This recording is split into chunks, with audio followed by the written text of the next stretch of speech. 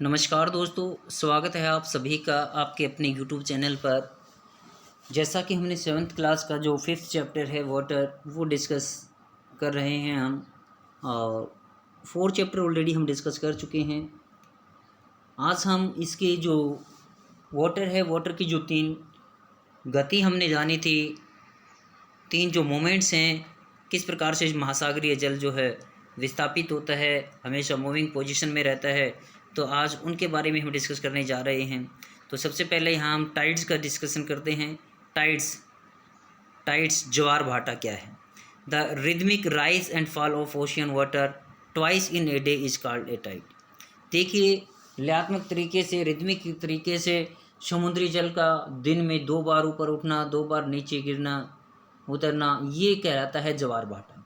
It is high tide when water covers much of the shore by rising to its highest level. देखिए, ये सबसे ऊंचा ज्वार माना जाता है जब जो ये लहरें जो होती हैं समुद्र के बहुत तटीय प्रदेशों को कवर अप कर लेते हैं, तो उस समय ये इसके सबसे ऊंचेस्ट हाईएस्ट पोजीशन माने जाते हैं, उच्चतम लेवल माना जाता है। It is low tide when water falls to its lowest level, और जब पानी अपने निम्नतम स्तर पर पहुंच जाता है, रिसीड्स हो जाता है फ्रॉम सी शोर से, तटीय प्रदेशों से वापस चला जाता है, तो इसको निम्न जो टाइड कहते हैं, या इसको हम ये कहें कि भाटा कहते हैं। ऊपर उठी हुई जो लहरें होती हैं उसको ज्वार कहा जाता है, और जो पीछे हटती हो जाती हैं, नीचे उठती जो पवनें हैं, नीचे वापस आती हैं पवनें, तो इन लहरों को हम भाटा बोलते हैं। तो इस प्रकार से ज्वार और भाटा महासागरों के अंदर उत्पन्न जो तटीय प्रदेश हैं वहाँ पर ये महसूस किए जाते हैं। यहाँ पर देखिए किस प्रकार से ये बनते हैं।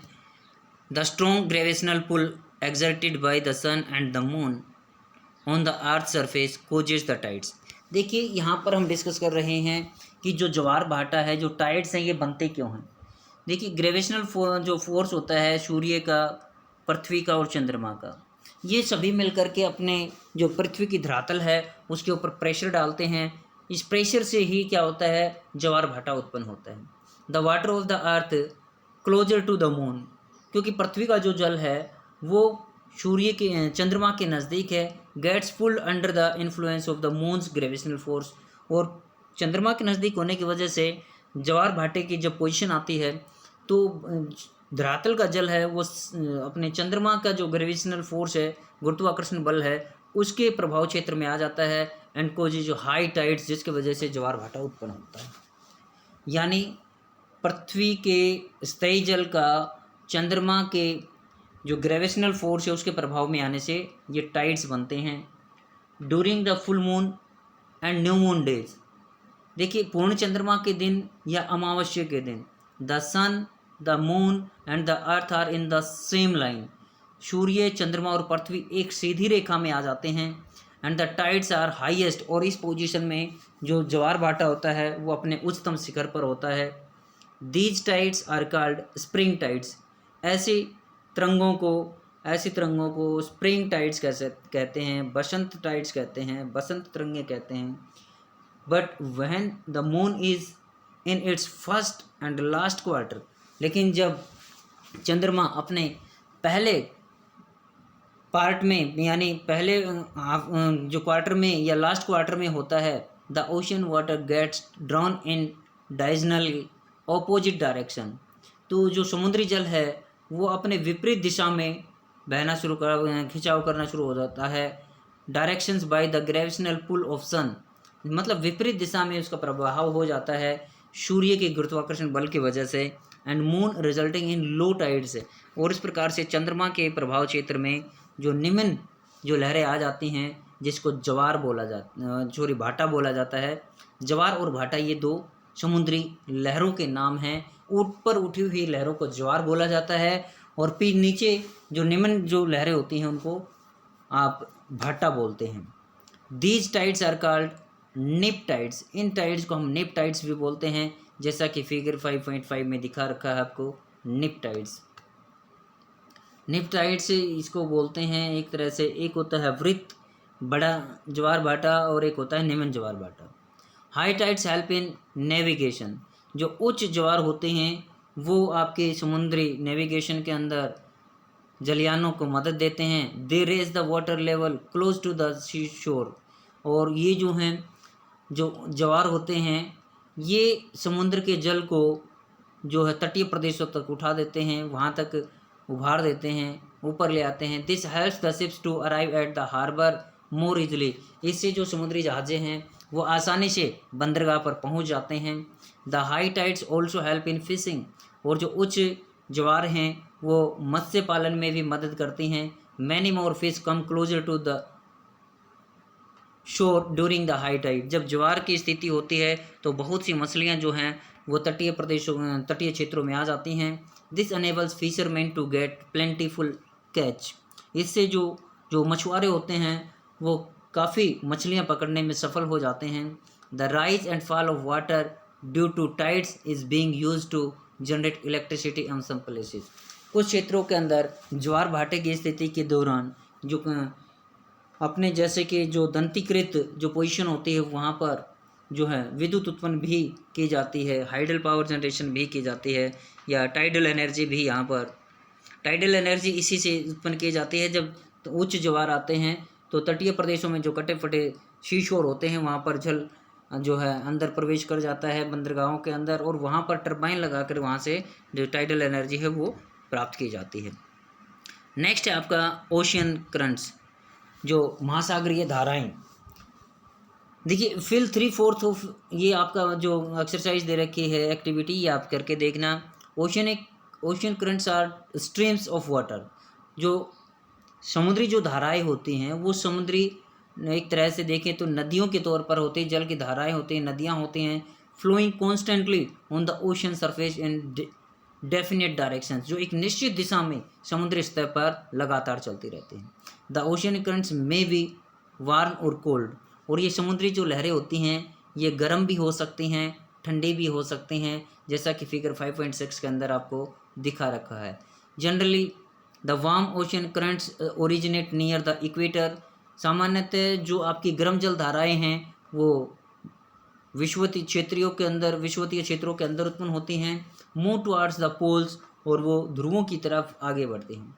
The cold currents carry water from polar और हायर लैटिट्यूड्स टू ट्रॉपिकल और लोअर लैटिट्यूड्स, जबकि जो ठंडी जल धाराएं हैं, ठंडी महासागरीय धाराएं हैं, ये आपके ध्रुवीय क्षेत्रों से या हम कहें ऊंचाई वाले उच्च अक्षांशों से निम्न अक्षांशों की तरफ, या ट्रॉपिकल शीतोष्ण क्षेत्रों के अंदर या निम्न अक्षांशों की तरफ प्रवाहित होने वाली पवनें होती हैं। The Labrador ocean currents is cold currents, Labrador की जो महासागरीय धारा है ये ठंडी जल धारा है, वही the gulf stream is warm current, जबकि गल्फ जल धारा है वो गर्म जल धारा है। The ocean currents influence the temperature condition of the area, जो समुद्री जल धाराएँ होती हैं ये किसी भी स्थान के तापमान को प्रभावित करती हैं। Warm currents bring about warm temperature over land surface, गर्म जल धाराएँ जो होती हैं वो उस एरिया में गर्म जो है उस सतह का जो टेम्परेचर है वो उच्च कर देती हैं, या ये कहें कि धरातल पर गर्म पवनें चलती हैं। The areas where warm and cold currents meet, जहाँ पर गर्म और ठंडी जल धाराएँ मिलती हैं जिस क्षेत्र में, provide the best fishing grounds, इससे जहाँ पर ठंडी और गर्म जल धाराएँ मिलती हैं वहाँ पर मत्स्य पालन की जो अनुकूल परिस्थितियाँ उत्पन्न हो जाती हैं। ग्राउंड्स ऑफ द वर्ल्ड, यहाँ पर संसार के सबसे अधिक जो मत्स्य पालन होता है seas around Japan and the eastern coast of north America are such examples. देखिए जापान के आसपास का एरिया जो और पूर्वी जो नॉर्थ अमेरिका है उसके जो ये कुछ ऐसे एग्जाम्पल्स हैं जहाँ पर गर्म और ठंडी जल धाराएँ आकर के मिलते हैं, जहाँ पे मत्स्य पालन आसानी से किया जा सकता है, मछली पालन के लिए स्वर्ग माने जाते हैं ये areas. The areas where a warm and cold current meet also experiences foggy weather, जहाँ पर गर्म और ठंडी जल धाराएँ मिलती हैं वहाँ पर फोगी यानी कोहरे वाला मौसम बनता है, making a difficult for navigation, जहाँ जिसकी वजह से वहाँ पर जलयानों का नहीं चलाया जा सकता यानी नौकायन नहीं किया जा सकता, ये समुद्री यात्राओं के लिए जो क्षेत्र है अनुकूल नहीं होता है।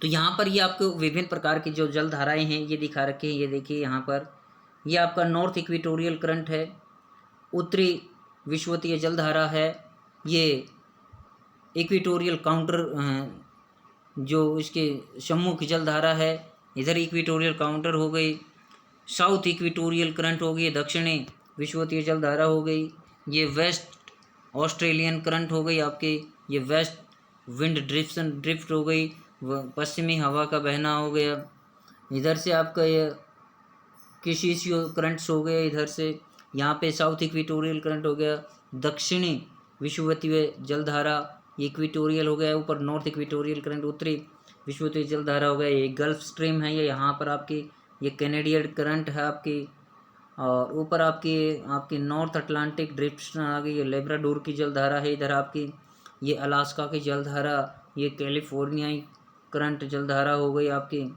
इस प्रकार से ये वेस्ट विंड ड्रिफ्ट हो गया। ये कोल्ड जो है, कोल्ड आपको जो ब्लू कलर है, ब्लू कलर से आपको जो एरोज नज़र आ रहे हैं ये ठंडी जलधाराएं हैं, और जो रेड कलर की से आपके दिखाई दे रही हैं ये आपके वार्म हैं, गर्म जलधाराएं हैं। इस प्रकार से ये विभिन्न क्षेत्रों के विश्व के जो हैं कहाँ पर गर्म जलधाराएं हैं। यदि हम ठंडी जलधाराओं को देखें तो यह हमारे जो साउदर्न ओशियन है उस क्षेत्र के अंदर जो अपनी ठंडी जलधाराएं हैं वो ज़्यादा देखने को मिलती हैं। बाकी जो हमारा धरातलीय जो गोलार्ध है, उत्तरी गोलार्ध, उसमें अधिकांश आपकी जो पवनें हैं या जलधाराएं हैं या आपकी गर्म जलधाराएं हैं, या इक्वेटर के आसपास का जो एरिया है आपका 30 डिग्री के आसपास का जो लैटिट्यूड के आसपास का एरिया है, यहाँ पर गर्म जलधाराएं हैं। तो आज के ये इस प्रकार से ये चैप्टर हमारा कंप्लीट होता है। इसके क्वेश्चंस इजी क्वेश्चंस हैं, प्रेसिपिटेशंस ऑलरेडी डिस्कस भी कर चुके हैं, तो ये आपको डिस्कस करने हैं। आज के लिए इतना ही। Thank you, have a nice day.